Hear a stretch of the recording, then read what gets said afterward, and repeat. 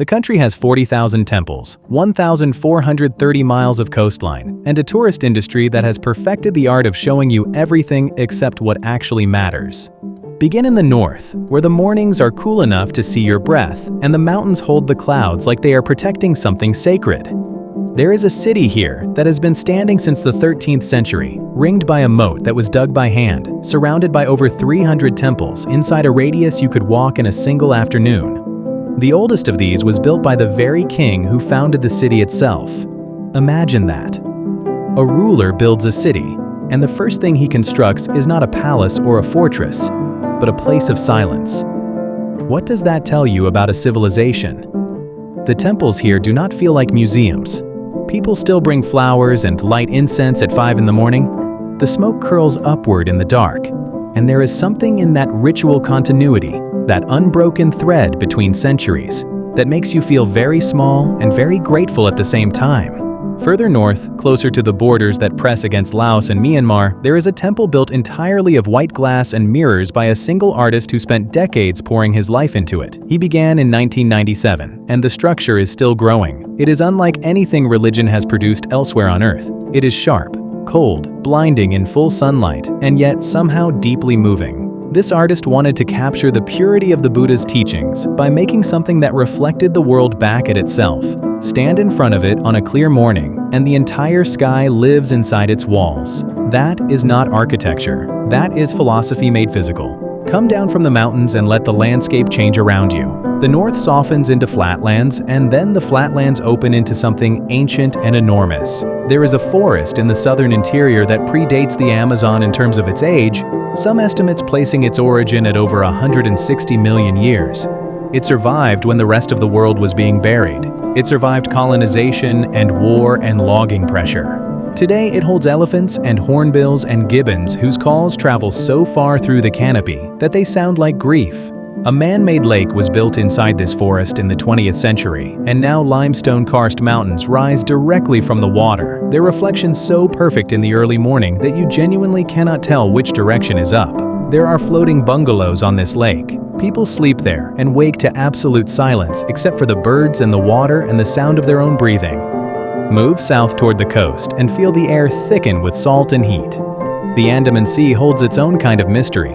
There are fishing communities here that have lived over the water on stilts for 200 years, villages built on platforms above the tide, children who learn to walk on wooden planks rather than solid ground. There is a bay nearby where the geography is so otherworldly that a filmmaker once looked at a single vertical limestone pillar rising from the water and decided it had to appear in a movie about impossible landscapes. That pillar still stands. The film made it famous, and now the bay carries both the weight of that fame and the older, quieter weight of the tides.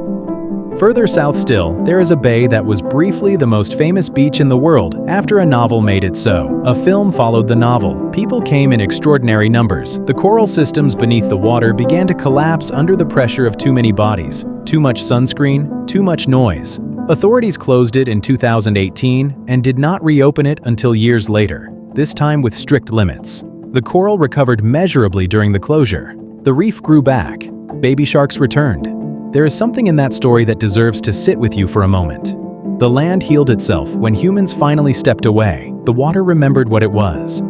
And then there is the city that most people arrive to first, a city of 11 million people built along a river that has witnessed coronations and floods and revolutions. The river still carries long-tail boats past a temple whose origins stretch back to the 17th century, its porcelain-covered spires catching the morning light in a way that makes the whole structure look like it was assembled by hand from the inside out, piece by patient piece. This city never sleeps because it has too many versions of itself to maintain simultaneously. There is the city of the markets, and the city of the sky bars, and the city of the canal taxis, and the city of the gold leaf rubbed on Buddha images by elderly women at dawn. All four exist at once, layered, overlapping, never resolving into a single coherent identity.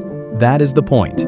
Every travel guide will tell you where to go. Every itinerary will tell you what to do on day 4 and what to eat on day 7. But travel is not a checklist, and a country is not a schedule. The moments that stay with you are never the ones you planned. They are the monk in the rain, the old woman selling lotus flowers from a boat, the smell of lemongrass rising from a street kitchen at midnight, The silence inside a forest so old it has outlasted empires.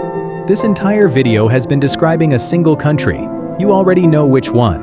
You have known for a while now. The jasmine, the gold, the ancient forest, the limestone rising from the water, the 200-year-old village on stilts, the bay that healed itself, the city that never resolves.